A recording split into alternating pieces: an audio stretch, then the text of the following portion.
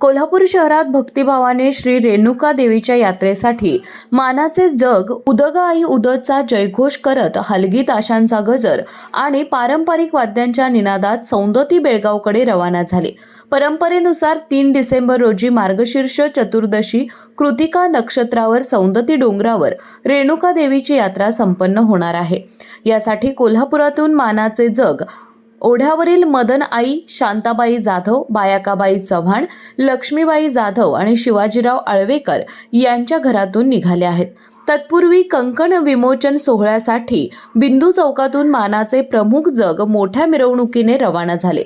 फुलांची उधळण, नगाऱ्यांचा ताल आणि भक्तांच्या जय जयकारात जगाने रेणुका मंदिर, बेलबाग, बिंदू चौक परिसराला भक्तिभावाने उजळून टाकले। या मिरवणुकीत तब्बल 100 भक्त जगासोबत चालले होते, तर शेकडो भाविकांनी दर्शन घेत सहभाग नोंदवला। 1 डिसेंबर पासून हजारो कोल्हापूरकर सौंदती यात्रेसाठी खासगी आणि सरकारी वाहनांनी जाणार आहेत। मुख्य यात्रेच्या दिवसांसाठी 3 आणि 4 डिसेंबरला एसटी महामंडळाने 175 विशेष बसेस धावणार आहेत। मिरवणुकीत बिंदू चौक ते पार्वती टॉकीज पर्यंत जग भाविकांनी डोक्यावरून नेले। त्यानंतर पार्वती टॉकीज पासून एसटी बसने जग सौंदतीकडे प्रस्थान झाले। 5 डिसेंबर रोजी मानाची ही जग यात्रा पूर्ण करून पुन्हा कोल्हापुरात आगमन होणार आहे।